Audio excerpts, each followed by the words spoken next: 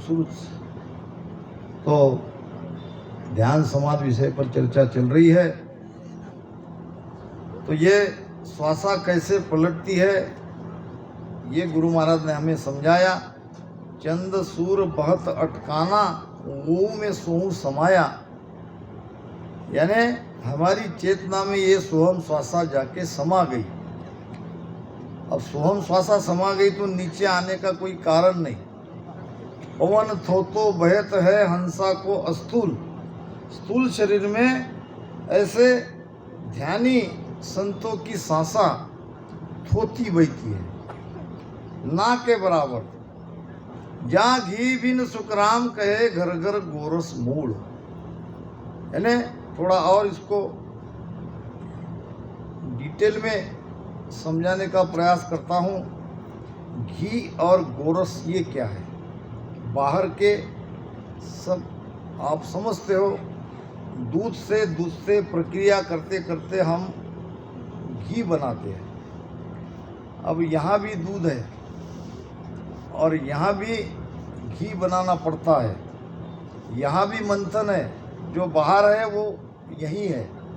अब ये दोनों श्वासों में राम राम मंथन कर रहे हैं, मतलब ये घी यही बनने की प्रक्रिया हो रही है। ये भजन सुमिरन जो कर रहे हैं, पीछम के रास्ते उलटकर जब त्रिकुटी में आते हैं तो वहाँ ये शुद्ध वस्तु घी वस्तु जिसका विनाश नहीं होता, जो अखंड भजन निरंतर होते रहता है, ये वस्तु वहाँ प्राप्त होती है।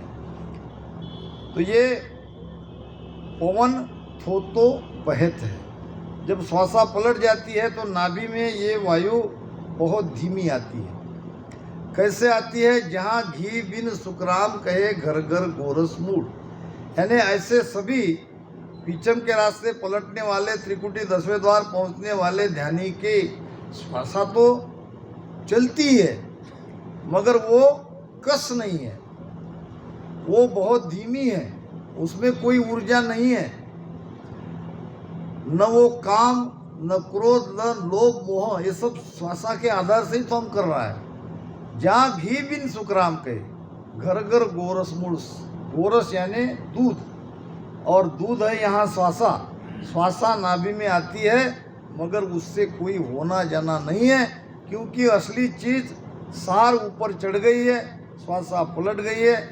तो महाराज कह रहे हैं कि सतलोक महिमा कहूँ, सुनो सकल जन आय, भवर गुफा सुख राम के, मत भूलो यहाँ माय। जाना है सतलोक में, बीच में आती है भंवर गुफा, ऐसी गुफा जहाँ हम भंवरे के जैसे घूमने लगते हैं।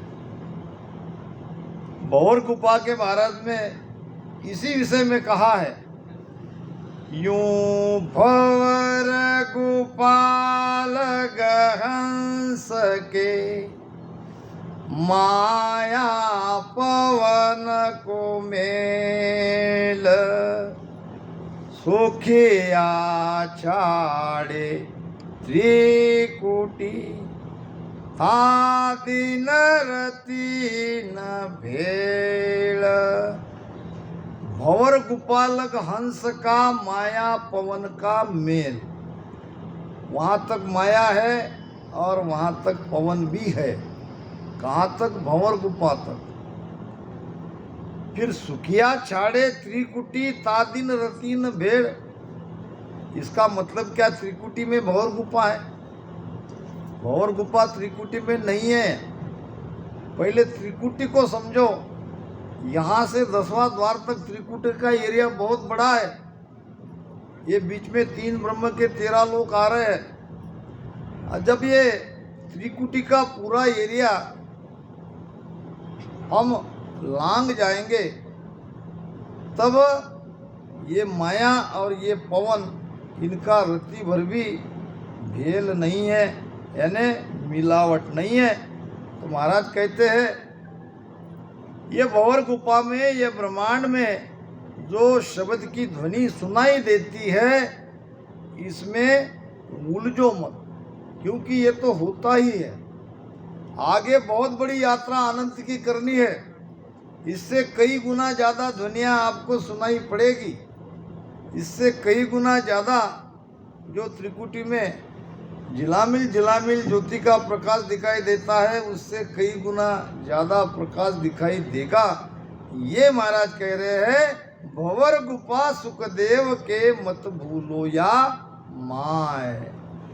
सुन्न स्वरूपी ब्रह्म है, ताप स्वरूपी धाम, मैं माँ सुन सुख राम के, क्यों कर गे हूँ राम। केवल महिमा करने से उस देश की प्राप्ति नहीं होगी, क्योंकि आगे दो अवस्था से हमको गुजरना पड़ता है। पहली शून्य की स्थिति, जिसको ब्रह्मलोक की प्राप्ति कहते हैं। जब ब्रह्म में पहुंचते हैं तो हम शून्य हो जाते हैं। अब शून्य कैसे, इसको समझे। जैसे हम निद्रा में बेफिक्र सो जाते हैं, कुछ पता नहीं चलता हमारे साथ क्या हो रहा है, एक तरह से हम शून्य में चला जाते हैं। बस लगभग यही ध्यान उस ब्रह्म का है। सत्स्वरूप आनंद पद की बात नहीं हो रही है। उस देश में जाने से पहले शून्य स्वरूपी ब्रह्म है, शून्य होना पड़ेगा। अलौकिक ग्रंथ में महाराज ने पूछा था कि सुई सबूजे गुरुदेव को, हंस जाय की ममो, केती सोना बीच में, कोण कोण सालो। पहली साखी है, शीस बुझे गुरुदेव को, हंस जाए किम मोक्ष। कैसे जाएगा मोक्ष, भीतर से ही जाना पड़ेगा। और बीच में कितने शून्य को पार करना पड़ता है, बीच में कितने लोगों को पार करना पड़ता है। केती सुनना बीच में, कौन कौन सा लोग, कितने लोगों को पार करना पड़ता है। यात्रा कितनी लंबी है। 3 लोक 14 भवन, ये त्रिकुटी के नीचे के। त्रिकुटी 10वें द्वार के बीच में 3 ब्रह्म के 13 लोक, इतने लोक तो पार करना ही पड़ता है। शून्य कितने हैं कि शून्य ही शून्य शून्य में सायब, जहाँ हरि जन का भाषा। करोड़ों सूर्य को पार कर, करोड़ों शून्य को पार करना पड़ता है, ये एक शून्य नहीं है। के ही कहे सुन एक है, के ही कहे अनेक, तुम आयो सब देख कर। कोई कहे सुन एक है, कोई कहे अनेक। शिष्य पूछ रहे गुरुदेव को, तुम आयो सब देख कर, सोए भरण बताओ मोय। यानी आपने सब अनुभव किया है और आप ही अधिकारी हो इन सारे शून्यों का निर्णय खोलने के लिए। तो शून्य स्वरूपी ब्रह्म है। शून्य की स्थिति में पहुंच गए तो आप ब्रह्म में पहुंच गए। कौन सा ब्रह्म? जो सृष्टि निर्माण के कार्य में सहभागी है। माया ब्रह्म से ही ये सृष्टि की उत्पत्ति हुई है। अब ताप स्वरूपी धाम, अब ये ब्रह्मधाम कैसा है? इसमें ताप है, जलन है, तड़प है। क्योंकि महाराज ने तात्या के संवाद में कहा है,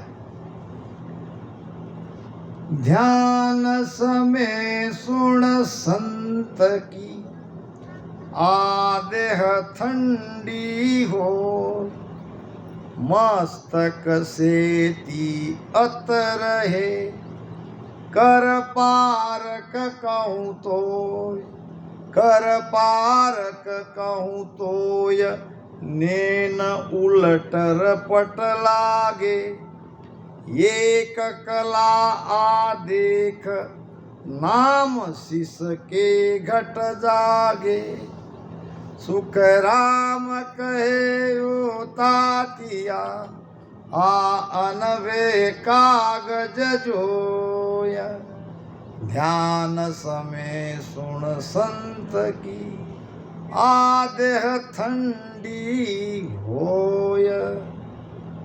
जब ध्यान ऊपर ब्रह्मांड में लग जाता है तो नीचे पिंड का एरिया ठंडा पड़ जाता है। क्यों?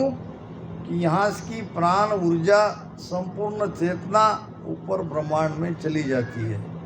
इसलिए ये दोनों कनपट्टियाँ दुखती है, आँखियाँ लाल हो जाती है, उलट के ये पट यानी ऊपर के ये बंद हो जाती है, जबरदस्ती से खोलना पड़ता है। ध्यान समय सुन संत की आदेह ठंडी होए। मस्तक सेती अत्र है कर पारक कहूँ तो। यानी ये कहने सुनने का विषय नहीं है, ये परखने का विषय, ये अनुभव करने का विषय है। कर पारक कहूँ तो नैन उल्टर पट लागे एक कला आदेख। ये सारी कलाएं आपके अंदर आती है। एक कला आदेख नाव शिष्के घट जागे। अगर कुदरत कला नियंचर जगह है तो ये सारी कलाएं से गुजरना ही पड़ता है। सुखराम कहे सुन तातिया आ अनवे कागज जोए। इस अनुभव को आप अनुभव से गुजरो, यानी यह अनुभव करो। तो ये महाराज ने समझाया है। आत्म सार में भी बात आई है कि भीजे रूम पसीनो छूटे लाल चकवे गोसा। ऐसा तेज मगन कुमारी लाल चकवे गोसा। पसीना हमें कब छूटता है? जब गर्मी होती है, जब धूप में बाहर निकलते हैं तो सारा शरीर पसीना पसीना हो जाता है। 3.5 करोड़ रोमावली पसीने से भीग जाती है। भीजे रूम पसीनों छूटे, ये तो बाहर की बात हो गई। जब ये संपूर्ण चेतना पिंड से ब्रह्मांड में ऊपर चढ़ती है तब भी हमारे रोम सारा शरीर भीगता है। बार बार नहीं होता, ऐसे एकाध बारी अनुभव आता है। जब तक वहाँ ध्यान रहता है तब तक तो आता ही है। भीजे रूम पसीनों छूटे लाल चकवे गोसा, यानी आँखियाँ लाल हो जाती है। आँखियाँ लाल होने का मतलब वहाँ पे ऊर्जा जमा होना, ये त्रिकुटी पे, तभी आँखियाँ लाल होती है। वहाँ पवन और मन इकट्ठे जब त्रिकुटी में आते हैं तब आँखियाँ लाल होना स्वाभाविक है और होती भी है। ऐसा तेज मगन खुमारी, ये खुमारी चढ़ती है, चेहरा चमकता है, प्रकाशमान हो जाता है। ये शब्द का ध्यान का इतना तेज है। ऐसा तेज मगन खुमारी लाल चक्कवे घोसा,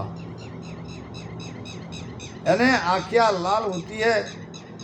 नानक साहब कहते हैं नाम खुमारी नान का चढ़े सो उतर न जा। ये नाम की खुमारी ऐसी चढ़ती है, ऐसी चढ़ती है, अब उतरती नहीं है।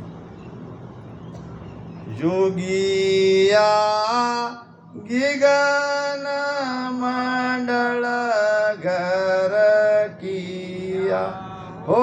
जोगिया गिगन मंडल घर किया।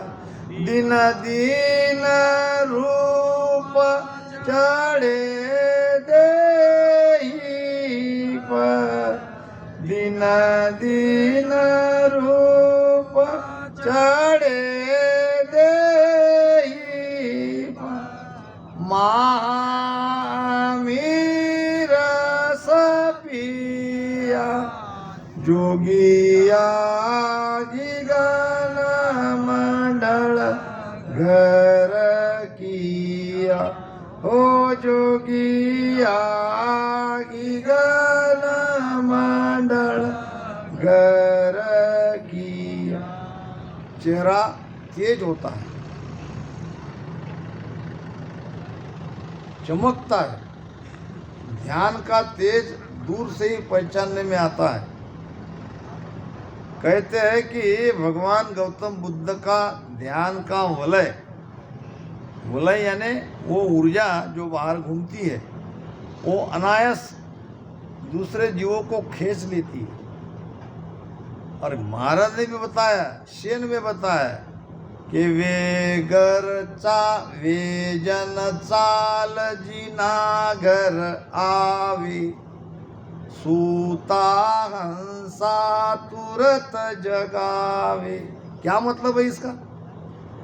ऐसे ध्यानी महापुरुष जब अनायास से कहीं चले जाते हैं तो जीव उसकी तरफ आकर्षित हो ही जाता है। तो ये संतों का प्रताप है। तो महिमा सुन सुख राम के, क्यों कर गे हूँ राम। केवल महिमा से हम उस राम जी को प्राप्त नहीं कर सकते, इसके लिए ध्यान करना पड़ता है, करड़ा ध्यान करना पड़ता है, तब ये सारा अनुभव आएगा। रूप कहूँ दिसे नहीं, रंग नदी से मोय, महिमा सुन सुख राम के, क्यों कर गे हूँ तोय। केवल महिमा से ज्ञान सुनने से उस देश में नहीं पहुंच सकते, क्योंकि वो अद्भुत देश है। रूप कहूँ तो दिसे नहीं, वहाँ कोई रूप नहीं। देह स्थूल ना रूप के, घर गावन काया। देह स्थूल ना रूप के, घर गावन काया। किस विध मेला कीजिए, त्रिभुवन पतराया। किस विध मेला कीजिए, त्रिभुवन पतराया। ऐसा भेव बतावो, सिमरत गुरु मेरा। राम मिलो इन देह में, काटो विष जेरा। ऐसा भेव बतायो। जब वाणी आप पढ़ेंगे या सुनेंगे, आपको ये चीज हर जगह आपको दिखेगी। आपने ध्यान दिया होगा तो ठीक है, नहीं दिया होगा तो आइंदा से ध्यान जरूर दो।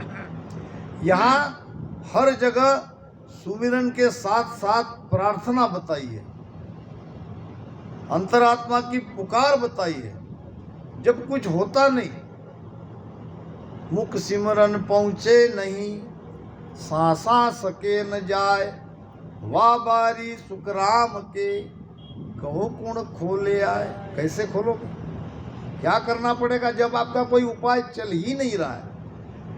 जब चारों तरफ से हम नाइलाज हो जाते हैं, तब एक आस बचती है, वो है सदगुरु, वो है परमात्मा और उसकी पुकार। सब तरफ से जब हार जाते हैं तो तब हम परमात्मा को तो याद ही करते हैं। तो बीच बीच में ध्यान करते समय जहाँ कुछ आपको लगे कि बात जम नहीं रही, वो आनंद नहीं आ रहा है, तो प्रार्थना शुरू करो, भीतर से करो। इसलिए अब कई लोग इसमें भी कई तरह की बातें करते हैं, करने दो। जब हम ध्यान कराते हैं तो बीच बीच में आपको थोड़ा प्रोत्साहित भी करते हैं, क्योंकि उद्देश्य यही रहता है कि आप जल्दी से जल्दी उस ध्यान में लग जाओ। महाराज के ज्ञान को सुना सुना कर आपको ऐसे उस रंग में रंगाने की कोशिश करते हैं। अब फिर कुछ लोग कहते हैं ये तो पहले नहीं होता था। भाई ठीक है, समय के साथ ये करना पड़ रहा है। पहले वाले प्रेम हमारे अंदर नहीं है। पहले वाले जो भजन करते थे हमारे पुराने राम सिंह, वो आज हम नहीं कर रहे हैं। वहाँ कोई आवश्यकता नहीं थी, आज है। तो जहाँ जहाँ कुछ कमी लगे या कुछ भ्रमित होने जैसा लगे, पुकारो परमात्मा को। पुकार सच्ची हृदय से जब निकले, रास्ता मिलेगा। तो महाराज कहते हैं, महिमा सुन सुखराम कहे, क्यों कर गेहूं तो है। केवल ज्ञान से उस पद तक नहीं जा सकते। न उसका रूप है न रंग है। देह अस्तूल ना रूप के घर गावन काया, न उसका घर है न उसका कोई रूप है न उसका कोई रंग है, और उसको मिलना है। अब किस विध मेला कीजिए, दिखते तो मिल जाते, पता रहता तो चले जाते। पता ठिकाना नहीं है, उसको देखा नहीं है और उसको जाके मिलना है। तो यहाँ सही पुकार चाहिए। महिमा सुन सुखराम के, क्यों कर गेहूं तोय के। छोटा को तो छेह नहीं, वार नदी से पार। ऐसा सुन सुख राम के, साई सिरजनहार। छोटा को तो छेह नहीं, यानी अथाह है, सागर से भी अथाह है, गहरा बहुत गंभीर। ब्रह्मयु तान पावे, गुरु महिमा में हम बोलते हैं। अब उसको छोटा अगर कहते हैं तो वो छोटा भी नहीं है, उसका कोई था नहीं है, उसका कोई वार पार नहीं है। ऐसा सुन सुखराम के, साई सिरजनहार। ओ राम जी ऐसा है। सिरजनहार का मतलब क्या, जिन्होंने बनाया है, ये उसकी बात हो रही है। जो सृष्टिकर्ता परमात्मा है उसकी बात हो रही है, उसकी महिमा हो रही है। सतगुरु की महिमा अनंत, अनंत किया उपकार, अनंत लोचन उगड़िया, अनंत दिखावन हाथ। इसलिए सतगुरु की महिमा अनंत है और अनंत उसके उपकार है। अनंत लोचन, लोचन नाम आंखें, भीतर की आंखें, वो भी अनंत। अनंत लोचन उगड़िया, अनंत दिखावन हार। जो अनंत है, जिसका अंत नहीं है, जिसका वार पार नहीं है, उसको सदगुरु ने दिखा दिया। तो सदगुरु की कितनी महिमा करनी चाहिए। ऐसा सुन सुख राम के, साई सिरजनहार। सुख दुख एक न साचरे, जे तीन लोक में होय। वहाँ की विद सुख राम के, न्यारी दर से मोय। सुख दुख एक न साचरे। यहाँ तीन लोक में जब तक हम हैं, सुख, सुख के पीछे दुख, दुख के पीछे सुख, ये सुख दुख तो लगा ही रहता है। तन दुख ता दिन जावसी, जा दिन धरे न देह। ये दुख कब जाएगा, जब शरीर धारण नहीं करना पड़ेगा, ऐसी स्थिति बन जाएगी। सुख दुख एक न साचरे, ये तीन लोक में होए। तीन लोक में सुख दुख की अनुभूति आती है, मगर वहाँ ब्रह्म पद में ये सुख दुख की अनुभूति नहीं आती। के ब्रह्म जहाँ सुण सुख दुख नाही, लेना ये कन देना काई, ता कारण यो खेल बनायो, पांच भूत कर संग हुए आयो। वहां तो हम थे, वहीं से तो हम आए, तो ऐसी स्थिति होने पर भी अभी हम उस देश में पहुंचे नहीं है। ये तो केवल ब्रह्मलोक की अनुभूति महाराज बता रहे हैं। ब्रह्म जहां सुन सुख दुख नाही, लेना एक न देना काई। लेना देना नहीं है, कोई व्यवहार नहीं है। लेना देना क्या? इंद्रियों का सुख ही तो लेना है, उसी के लिए तो आए हैं। पांच विषय के सुख के लिए ही तो हम आए हैं। ता कारण यो खेल बनाए, इसके लिए तो ये संसार, ये जगत खेल बना है।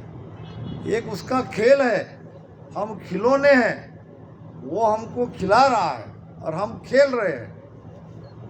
इसी को हम सत्य मान के बैठते हैं। इसी के लिए संत कहते हैं कि जागो, ये झूठे सुख को सुख कहे, मानत है मन मोद। इस झूठे सुख को अगर सुख कहते हो तो काल आपको छोड़ेगा नहीं। जगत चबेला काल का, कुछ मुख में कुछ गोद। काल सबको खा रहा है, हम काल के चबेला है, हम आहार है, हम काल के खाद्य है, और काल खाता रहा है और हम काल के इसमें फंसे हैं। जन्म ले रहे मर रहे हैं, जन्म ले रहे मर रहे हैं। तो महाराज ने तीन बातें बताई है।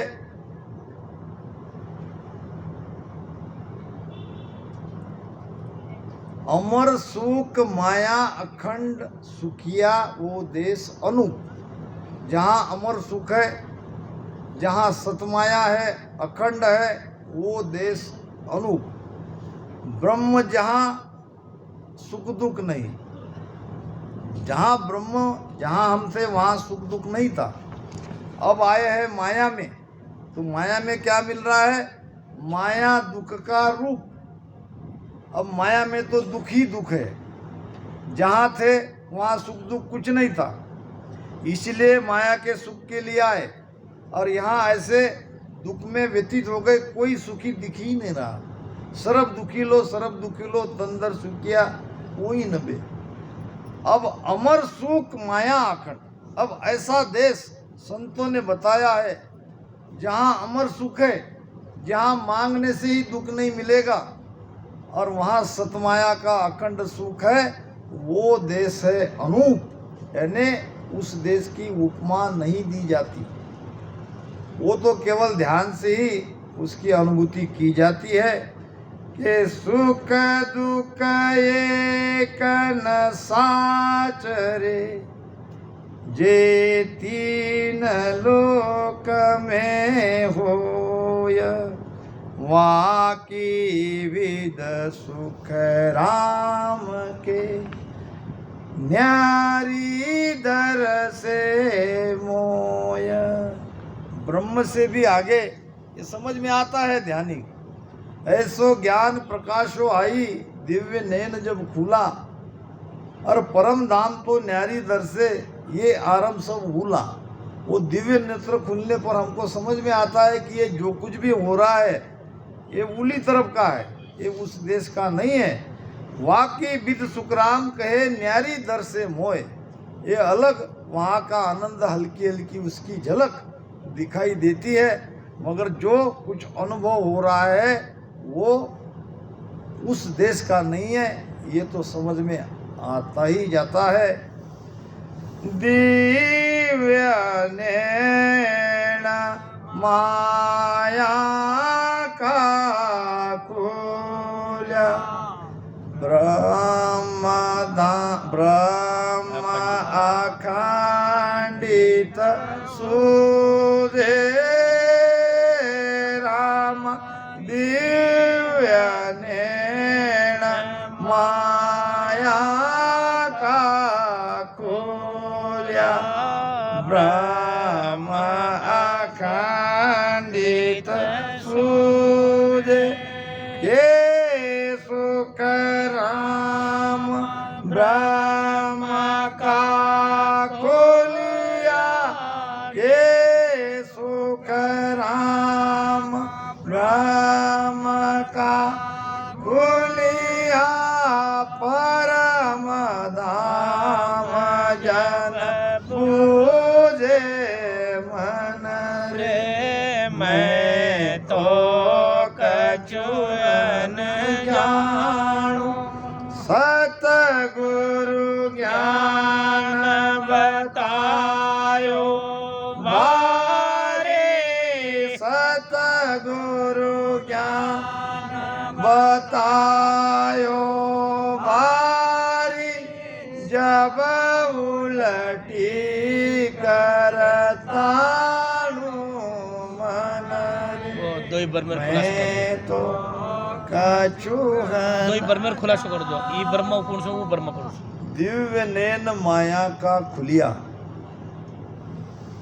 यानी माया के नेत्र जब खुलते हैं एक ब्रह्मा में सुख दुख नहीं और ये ब्रह्म से माया खुल रहा है हमारे देश ये दोनों अलग माया के नेत्र खुलने से माया की पहुंच कहाँ तक है ये पता चलती है।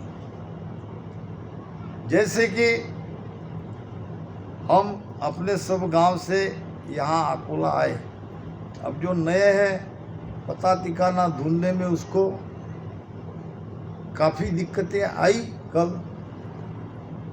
अब जब हमको सही रास्ता मिल जाता है तो यहाँ तक हम आ जाते हैं। इसका मतलब यहाँ जो एड्रेस है उसके नेत्र खुल गए, हमको पक्का उसका पता मिल गया तो यहाँ तक पहुँच गए। माया के नेत्र खुलने से माया की पहुँच कहाँ तक है ये समझ में आती है, तब जाएंगे ब्रह्म में। अभी महाराज श्री बता रहे थे ब्रह्म के बारे में कहो, वो जहाँ सुख दुख नहीं है उस ब्रह्म में जाएंगे जब माया के नेत्र खुलेंगे। अब जब वो ब्रह्म के नेत्र खुलेंगे यानी वहाँ समझ में आएगा कि ये भी तो वो देश नहीं है। ब्रह्म के नेत्र खुलने से ब्रह्म की व्याप्ति कहाँ तक है ये समझ में आएगी, तब हम परम धाम में जाएंगे। तब तक नहीं जाएंगे तो महाराज कह रहे हैं कि इस प्रकार बीच के सुख दुख में अटको मत, यात्रा बहुत लंबी है और ध्यान सुमिरन करते ही रहो। 10वें द्वार तक भी आपकी सुरती शब्द वहाँ अनुभव आ रहा है, फिर भी भजन करते ही रहना है। तो इन्हीं शब्दों के साथ